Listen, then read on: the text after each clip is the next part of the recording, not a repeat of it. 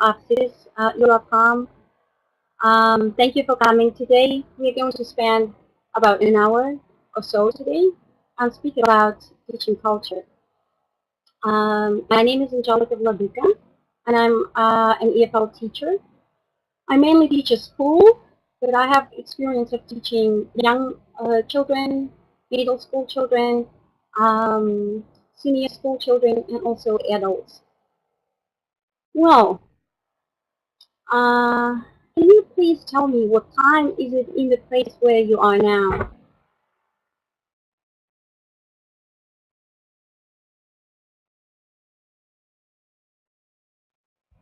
Can you hear me well?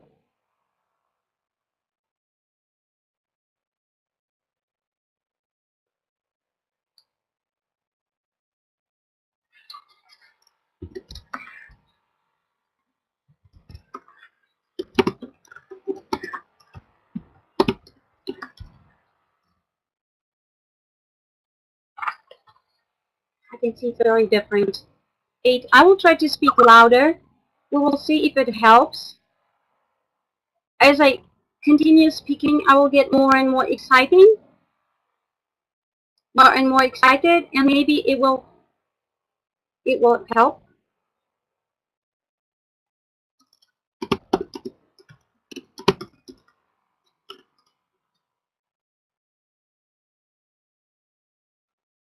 Okay. All right. Let's try a list, and we'll see. Okay. Someone says it's better. Irina says it's better when I speak louder. Okay. If I speak louder, is that better? Okay. Thank you very much. Thank you. All right. Um, So I would really like to share my classroom experience of how I incorporate culture into the classroom. I think it's important to speak about teaching culture, not only the target language culture, but also students' own culture, because I believe these ones are inseparable in language learning process and in communicating. As we compare and find similarities and also try to understand the differences and culture uniqueness. All right, there are different definitions of culture. How would you define culture? What do you think are the ingredients of culture? What do you think are its components?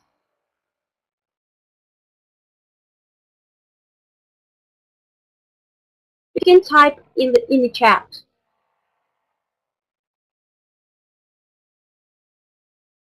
Any ideas?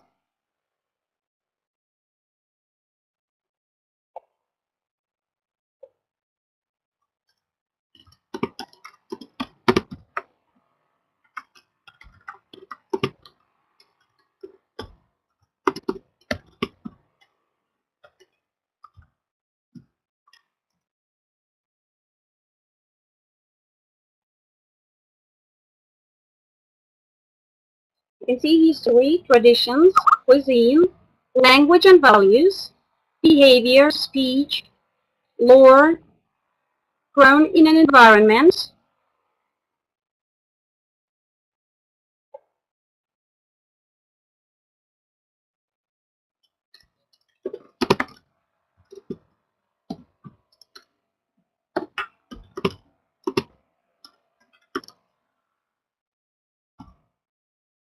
All right.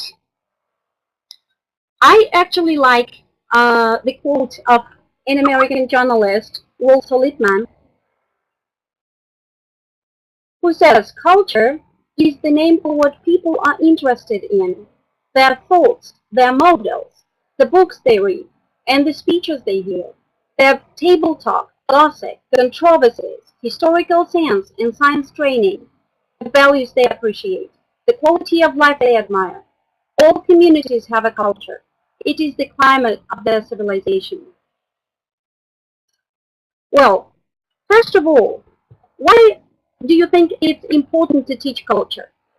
Is it important to teach culture? Maybe it's useless.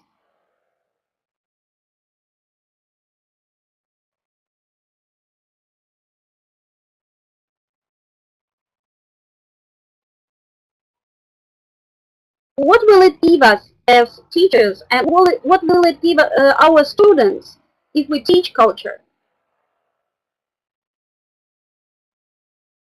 Language and culture are inseparable. It's important. Why is it a must? Why is it important?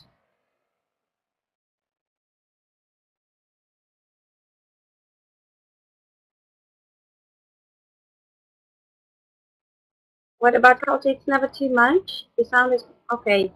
Some people can hear well, some people have troubles with the sound. We'll have to keep on going. Maybe it will be better in the recording later.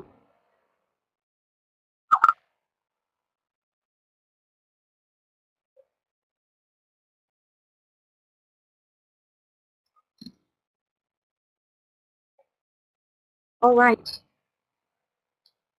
Do you teach culture by itself, or do you incorporate it implicitly within the language tasks you offer students? I do both. What about you?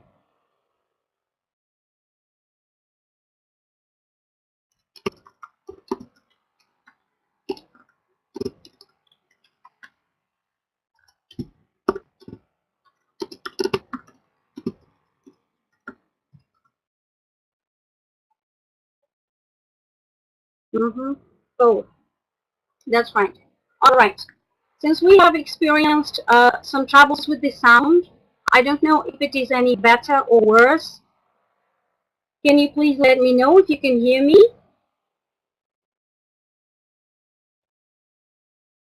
Mm, okay. Thank you very much.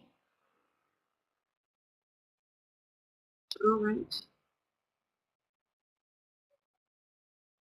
Thank you very much. All right. So, why don't we start with something magic? Let's have a look at literature. I truly believe there's a lot of magic in literature. And if we look at fairy tales, we can discover that we have a lot in common. Let's see if you recognize these magic things. Do you recognize these ones?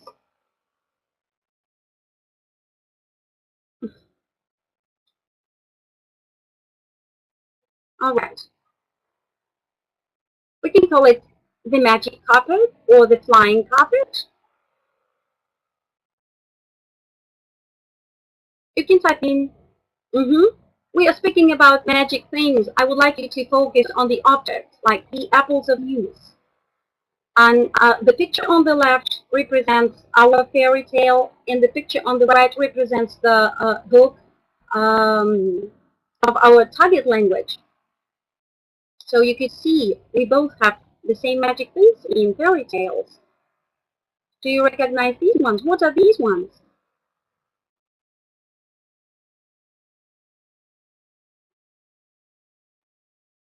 Do you know the 7 leaf boots?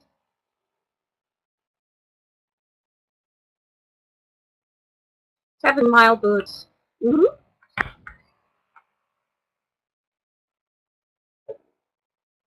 All right. Fairy boots flying. All right. Do you recognize these ones? The water of life. We also have the water of death and the water of life. What are these?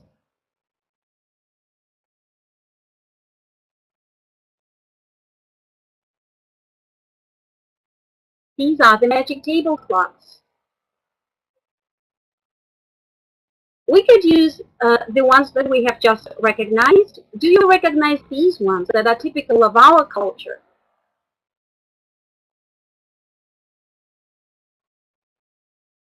The magic cap, or the invisible cap, any other objects? The goldfish or the magic goldfish? The 7-colored flower and the magic flute. All right, here's the list of magic things. The 7 leaf boots, the invisible cap, the apples of youth, the flying carpet, the magic mirror, the water of life, the seven-colored flower, the magic flute, the magic goldfish, the magic tablecloth, the sword smiles of itself. Someone mentioned it, Natalia. Okay, if you could only choose one magic thing, which one would it be?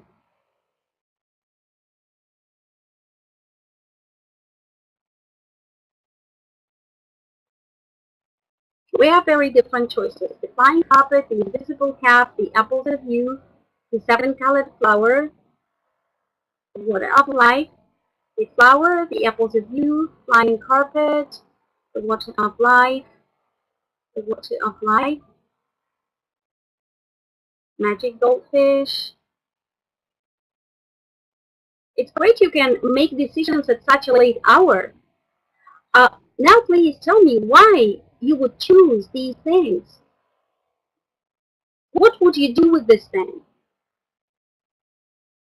Or where would you go? Irina, as many dreams as possible, right? Right, hunger would be helpful for a teacher, I guess. Dreams, dreams help people, people very young. I think health would be a complement to youth. To cure people, wishing health to everyone here. My wishes to come true. All right, let's see what questions we could ask our students. How could these magic things be used in our lives? What would you do, or where would you go if you had this or that thing? Which three of these things would you choose and why? These could come as different types of tasks. They could mingle and share their choices and explain and then report about their partners, or they could write. That would be interesting anyway, and that they could even draw magic things. Which questions would you ask your students with the magic things?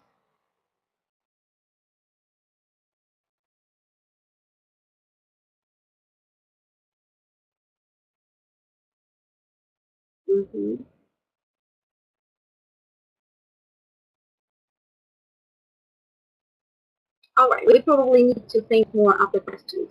I think as students' homework, we might ask them to answer the questions. What magic things do you have in your culture in case you have a multinational classroom? Or what magic things are there in other cultures? This might be as a short-term project, or they could make a presentation or a short video or any form of presenting.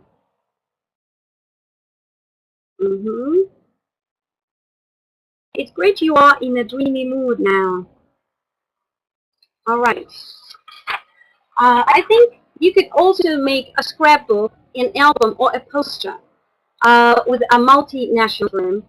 You could ask them to share information about people they admire or about something important in their own culture. So they could represent nationalities in the classroom and speak about their traditions maybe.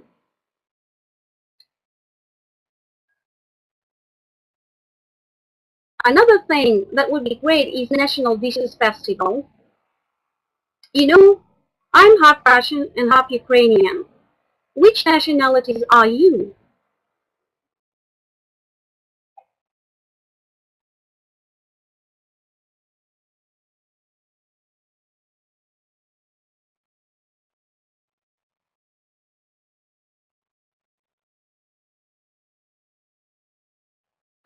I see that you started answering the question. Which national dish would you cook? I can see pancakes, borscht, Russian. Thank you, Anastasia. All right, ladies and gentlemen, which nationalities are you? Half Russian and Greek. Great. Russian, Ukrainian, Tatar. American. Russian, Ukrainian. That's very interesting. You know, Italian, comic. You know, if we have this national festival, I would personally like to make some special dish that my Ukrainian grandma treated me to. I have no idea if they still keep making these things, but they are mlinchiki. They are like tiny aladushki. Aladushki are tiny copies of blini, and they are about this size. I like the name, I like the taste and the shape. And now you can tell me which national dish you would cook for the festival if we decide to hold this festival with you.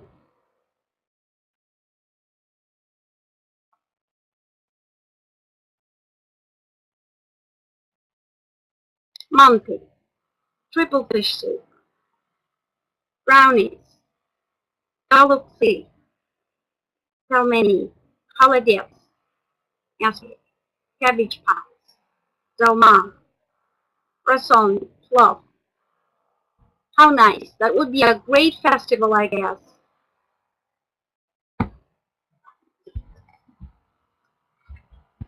Cabbage soup, buckwheat kasha, fish pie, pancakes, chak chak. Another chak chak, pizza. That's wonderful. Pancakes, fish kasha, blini kvass. Thank you very much. I think it's a variation. We could suggest that our students make a poster about amazing facts about some culture, because students want to speak not only about the culture they belong to, but they often have deep interest in some other culture. So they could speak about some other culture. Or another wonderful thing would be to create a bank of interesting facts about different cultures to reflect the best works in literature or the greatest people in history or science or literature or art. You could set a certain number of reasons for your students. I have just said 20 reasons to be proud of some culture. It could be 10 reasons or 30 reasons or 100 reasons. Let's just try, since there are so many Russians. Let's choose some reasons to be proud of Russian culture. What are these reasons?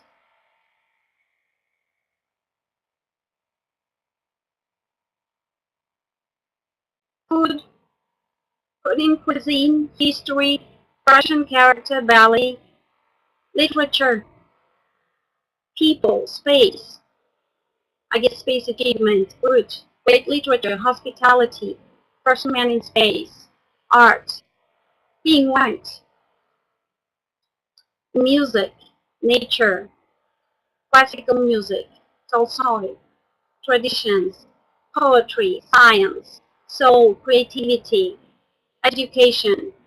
Thank you very much. National heroes, great language, poets. All right, we can ask our students to be more specific, but the general idea is well understood. That's great. Okay, now let's try 20 reasons or some reasons to be proud of English culture, since we are English teachers. Nobel Prize winners. I was speaking about England now, monarchy, history,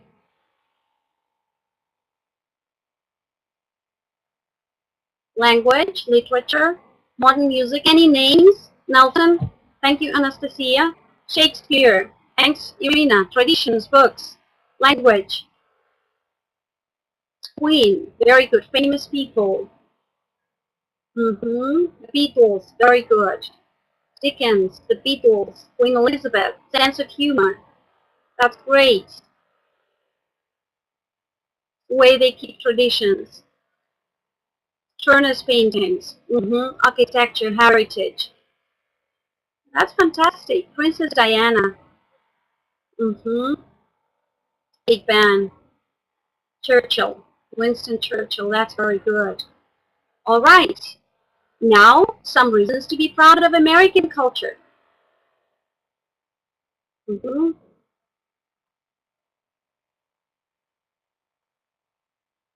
charity, the Bill of Rights, great science, Washington, George Washington, cinematography, freedom, democracy, fast food, dollar, yeah, American dream, freedom, melting pot, cars, great presidents, exchange programs, diversity appreciation, Hollywood, Roosevelt, weapons, melting pot, Mark Twain, Owen, Constitution, Mark Twain again. That's wonderful. Thank you very much. American Dream and Cultural Diversity. Well, actually, we can take any culture and do the same. And brainstorm with the students or keep this task as homework. So you could create albums or posters or whatever you can, depending on where your imagination leads. All right. Another thing I would like to speak about you, which is the funniest and the most exciting, is games and quizzes. And I would like to show you some games I like to play with my students. Game number one is Kings and Queens of England. So the object of the game is to win as many cards as possible in 10 minutes. The first player takes a card. I will show you the card. Takes the card, and for 10 seconds you have the timer, and for 10 seconds the student studies the card, the picture side, until the timer runs out. The timer runs out, and then the player passes this card to player number 2. The player number 2 throws the die, and then depending on the number it shows, it chooses the question from 1 to 8 that is on the reverse side of the picture card.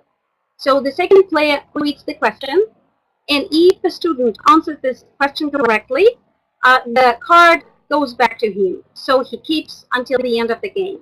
Would you like to try this game?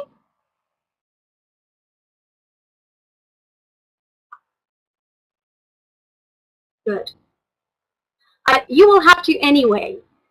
All right. So now look at this card. You have 10 seconds to study the card. I set the timer.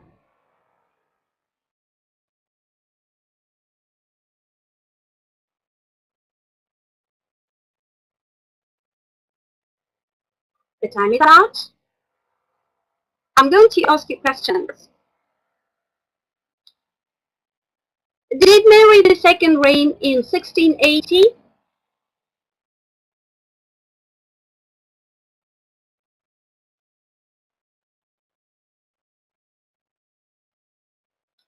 The answer is no, right? Someone even remembered the date, 1689, Anastasia. Thank you very much. I will ask you another question. Who did she share the throne with?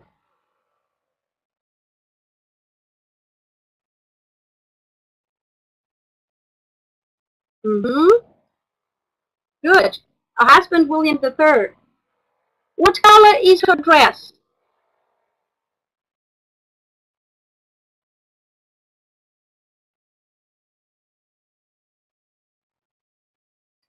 I guess the color may vary from orange, red, or brownish. Is Mary II described as unpopular?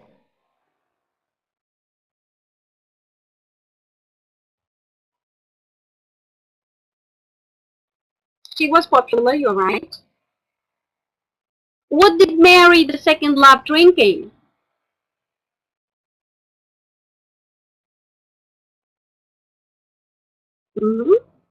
Very good. Chocolate. Right you are.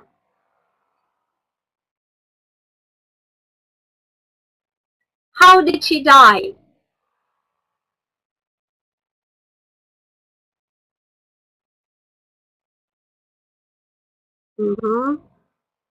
I can see we have bright students here. Everybody will get a 5 tonight. Okay, good. That's smallpox. Which palace did she love?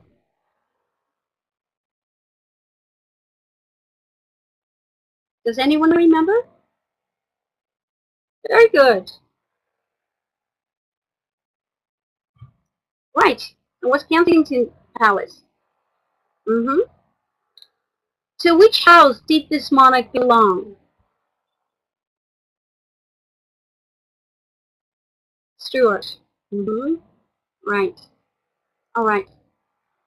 So the reason why I asked you all 8 questions was so you had the idea of what the questions might be. They are not only related to the information, they are also related to some visual things, some objects drawn in the picture. And this game is good because it's for 1 player as well as for 2 and more players. When 2 players have a tie, they have to answer all the questions. So, and the student who has more points in 10 minutes time wins. Thank you very much. Well, apart from this, there are also cards that are not only related to kings and queens, but also to places. You have another 10 seconds to study the card about the place.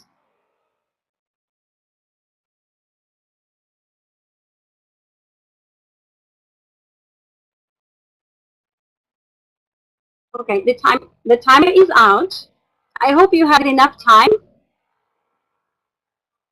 I will just ask you a couple of questions. What was the palace originally built for?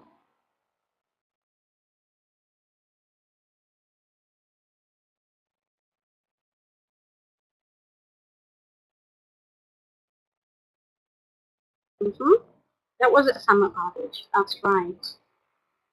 Is there any smoke coming from the chimneys?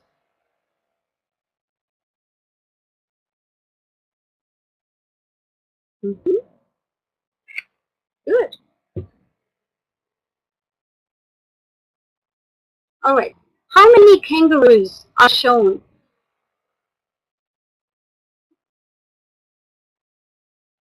Very attentive. You amaze me. All right. That's wonderful. Thank you very much. So did you enjoy this activity?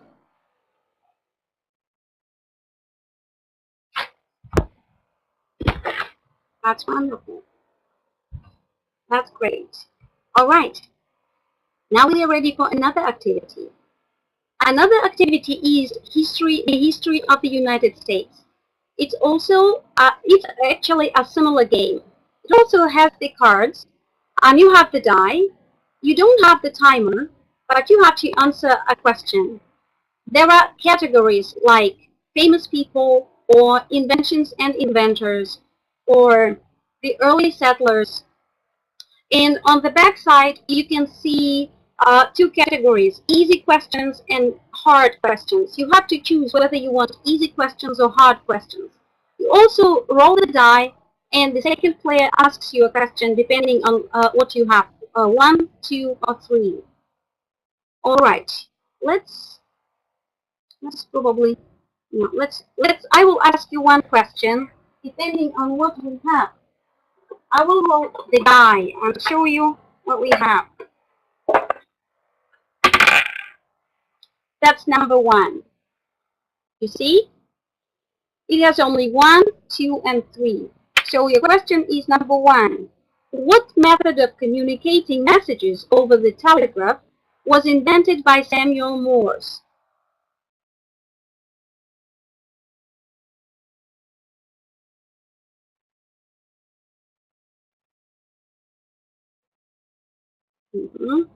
Although was the first one.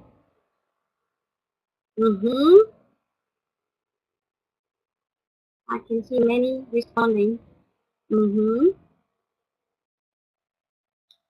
Yeah, great. That's the Morse code. That's wonderful. That was the easy question from the easy ones. But the more you play, the harder the questions you may choose. All right. Yes. Thank you very much. Another activity that I like a lot is American symbols. I'll show you. probably. It's reading comprehension cards. There are wonderful cards with a short story on the back and some multiple choice questions. It's quite easy reading and colorful, and students may read the information and share with each other. And you can also use it as jigsaw reading. Another one is the US president. Wonderful cards. You can see on the reverse side there's data about each president and also some interesting facts that are not widely known.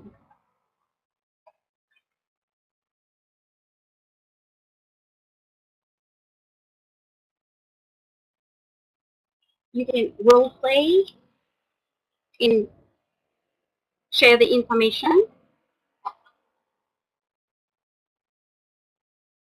Another one is all around the USA. You can actually spin the wheel. It's a wheel with tiny holes. I don't know if you can see. You can spin the wheel and choose the state, and it will show you the state flower, the trivia, the place of interest, the nickname, and the capital. So you can actually learn over 200 facts about the 50 states. Another one is 50 things to spot in London.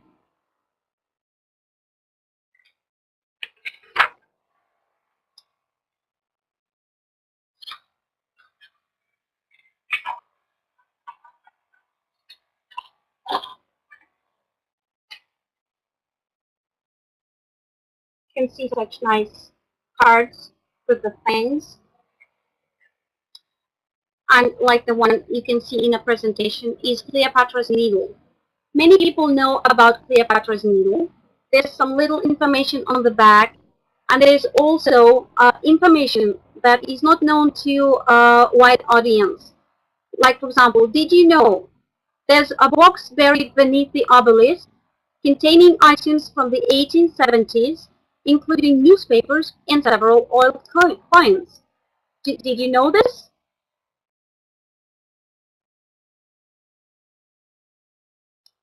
Uh, That's very good. So you know this. I didn't until I got the cards. Irina, all these cards came from either Britain or the US, but there are ways to order them from here. You can use the Amazon. All right. There's a piece of advice too. Look out for several chips in the base of one of the sphinxes. They were caused by a bomb that landed nearby during the First World War. Did you know this? Did you ever pay attention to them when you were near?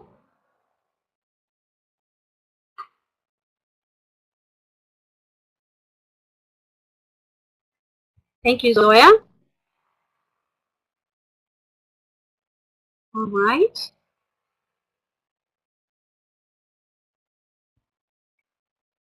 Mm-hmm.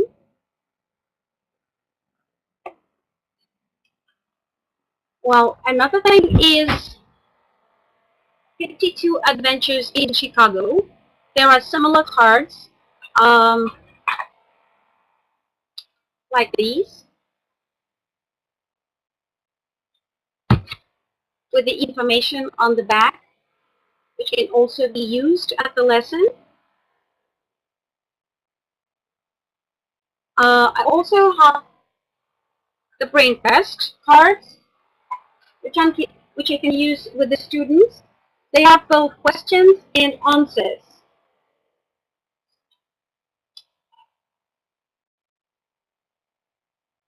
What can you do if you can't get all these things? Actually, there are plenty of ways to make self-made quizzes. Now we will try one. The rules are as follows. Students split up into two teams. They may think of the best name for their team to have a feeling of belonging. And then in turn, they choose the category. We have 4 categories here: national symbols, history, landmarks, celebrations, and famous people. So we have 5 categories. So the students choose one category, and they decide, depending on how difficult they want the question, they decide whether they want a maximum of 50 points, or 40, or 30, or 20, or 10 points. So if you choose 10 points, that will be the easiest question. If they choose 50 points, that will be the most difficult question. So after the choice is made, the box with the points is crossed out. You can't ask for the same box twice. And finally, all the points are added up within each team, and the winners are announced. Let's try this one. Which category would you like to choose?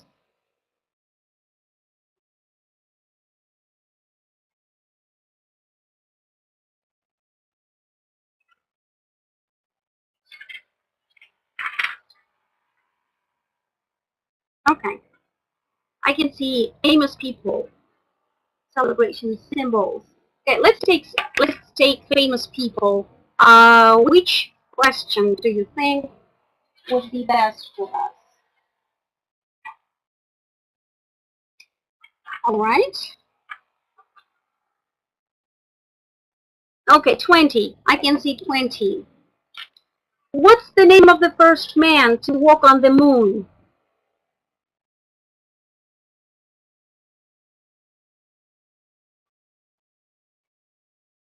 Very good. Armstrong. Thank you, Evgeny Andreevich. Great. Neil Armstrong. Anyone remembers the famous quote he said? That was Neil Armstrong. Mm-hmm.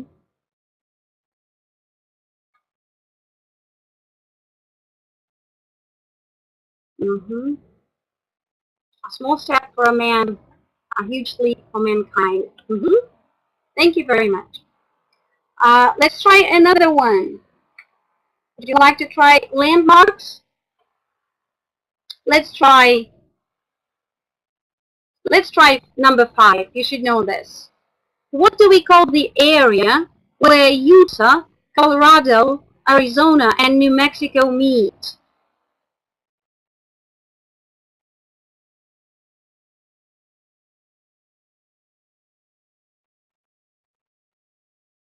Do you need a hint?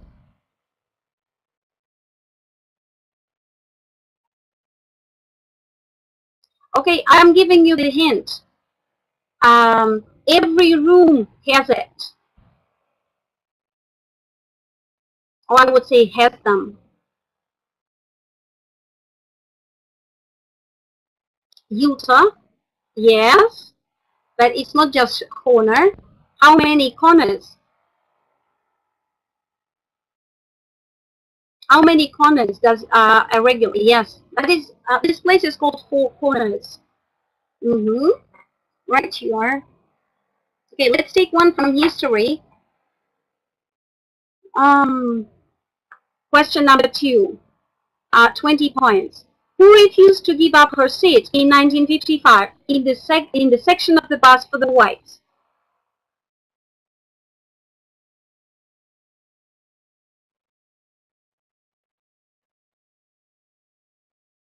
Great. I was Rosa Parks. Thank you. That's wonderful. Okay, national symbols. Okay, an easy one. How many stripes and stars are there on the US flag?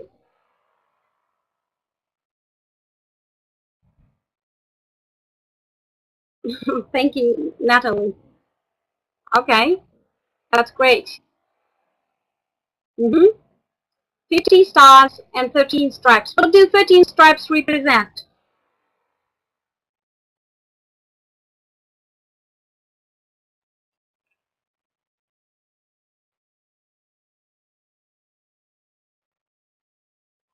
Mm-hmm. The first 13 states. That's very good. Thank you very much. Are we ready to move on? If you would like this quiz, I have developed this quiz and I can upload the file after we finish so you could use with your students if you need. All right. Well, one other thing that is very important for incorporating culture, teaching culture into the foreign language classroom is involving students in international projects. For younger students, it can be the ABC of my city, or the ABC of my region, or the ABC of my country. You can even make the ABC of the world and the ABC of the world of my foreign pen pals. Besides, we have such wonderful contests like the one held by the National Association called Welcome to My Homeland. I can say 58 of my students out of 65 participated in it. We just sent fewer for the contest, fewer works for the contest, but we still did. And this helps students explore their own culture and learn more about the culture of other students, of other cultures. For younger learners, it's also interesting to learn about superstitions and compare. Little children have some similar superstitions in different countries. We made this project with American pen pals, and we discovered we have some superstitions in common and have some different ones. Another one is traveling buddies, where students can take paper dolls, for example, or stuffed animals home and keep a diary and write down about what they eat, what national clothes they wear, what they see, what they enjoy, etc. This also speaks a lot about culture. Another project is the Peace Tree. This is the project where all the countries send different symbols of can send different traditional symbols and religious symbols. There's also a wonderful project we participated in, and it was called Yekaterinburg San Jose Sister City Sketchbook. You can see the pictures that are matched, and one picture is from the girl in Yekaterinburg, and the other is from the girl in San Jose. So there's also a lot of similarities in how teenagers, students of the same age, see the world and how they feel and what they want to share. The biggest project probably for all the students was the Global Quest. I think it's the best way to learn about culture, about your own culture and the culture of your partners from abroad. When you find a teacher somewhere in the world and match students in groups or in pairs so they could learn more about each other. We made it the way so that they could learn about their partners in groups and make projects about their partners. We have a lot of videos on YouTube. We have about 11 products, and that is mostly videos about the partners. I know I would like you to, do we still have a little time? Because I would like to focus on idioms and expressions.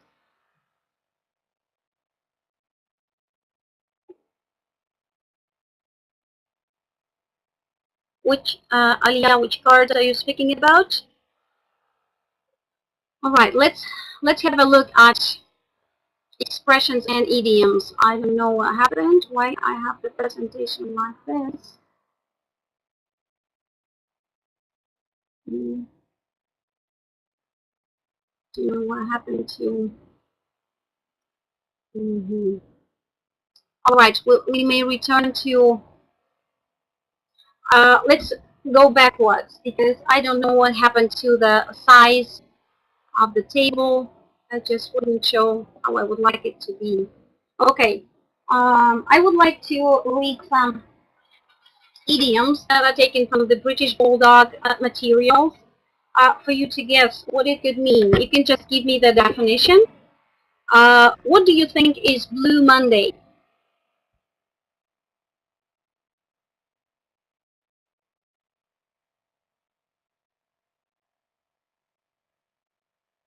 We actually use this phrase a lot in Russia. Yeah, that is a Monday feeling. Blue Monday is what is similar to Monday is a hard day, because every Monday can be Blue Monday because we feel this feeling, you know. Okay. The British Bulldog materials say the students say this on the first day after the break from school, and it's Bloody Monday. How does it sound to you? It's funny, isn't it? Okay, the next one is in the afternoon of one's life.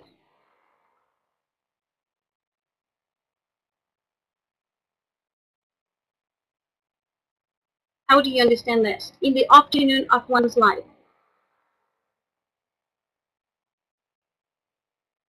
Mm-hmm. Right. Retirement, very old man. Mm-hmm.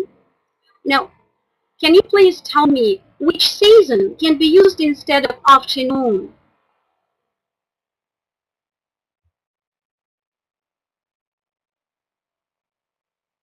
Mm-hmm. Yeah. It's either in the afternoon of one's life or in the autumn of one's life. Right. What do you think is small night?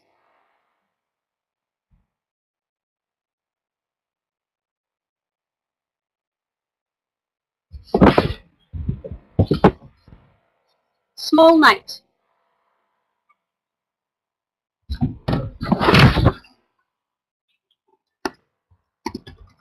I will say it for you.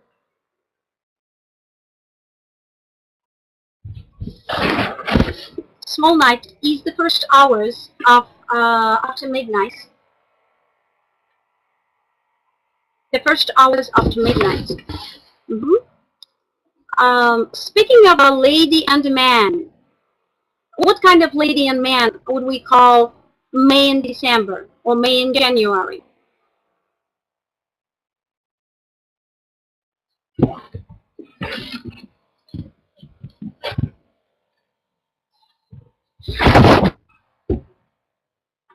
May and January.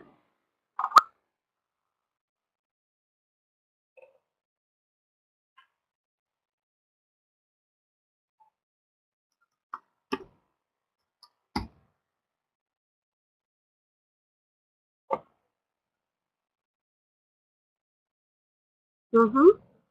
Older is right, and he's much older. Mm-hmm. A young lady, that is a marriage between a young lady and an old man. Mm-hmm. What would you call green winter?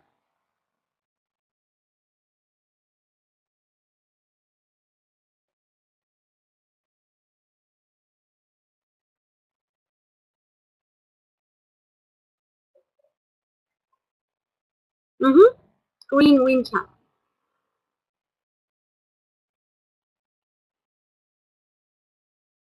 Right, Alexina. No snow or little snow. Mm-hmm. Well, and finally, a woman of some 30 summers.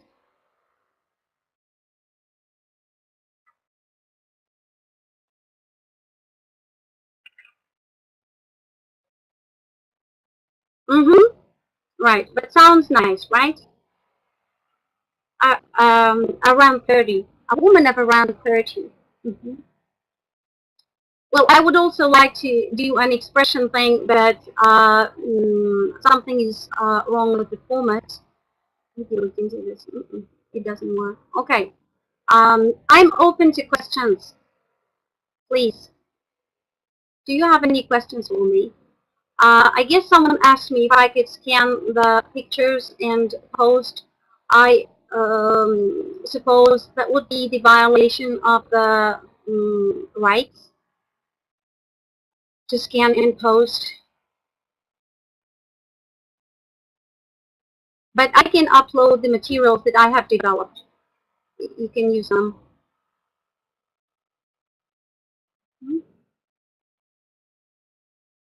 Do you think you can use any activities or any ideas in your classroom? No, Anastasia, I got all those games in stores when I was traveling. Whenever I travel, I get things for the classroom.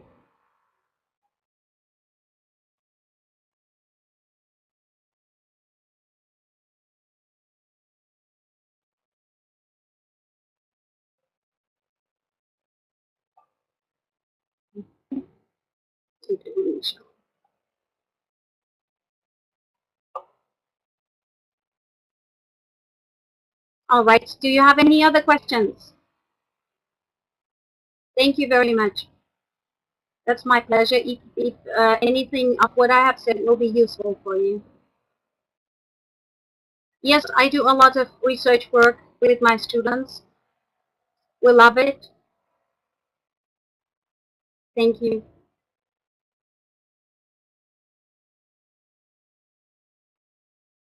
Thank you. I'm wishing you good luck with your students.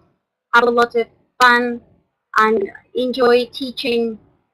I also enjoy learning, so I'm learning with the students. Thank you very much.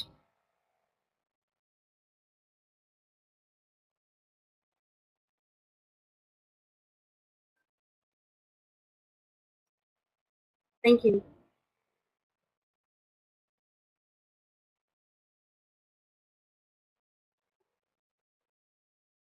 Thank you. It was my pleasure to be with you here.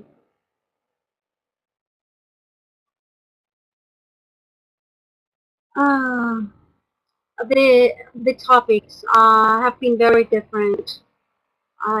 It's even hard to skip to the projects. Olga, Olga, you can just get in touch with me and we can discuss it later. Angelica, Okay. Where can I type it? Here?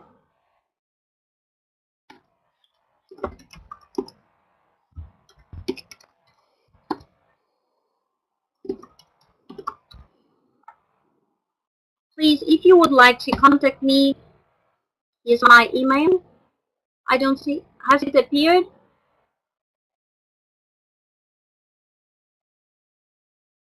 Mm-hmm.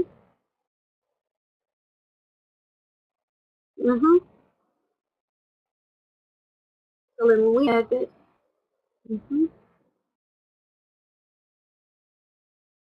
I will be glad to hear from you. So please, you're welcome.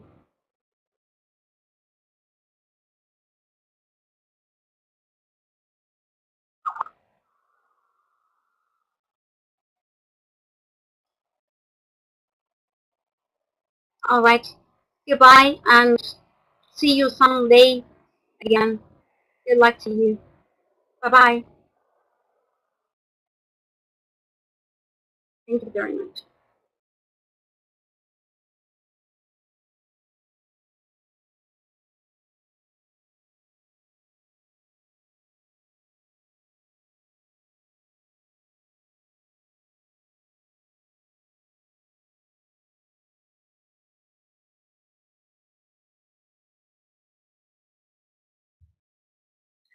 so dear Angelica, thank you so much once again for your wonderful presentations.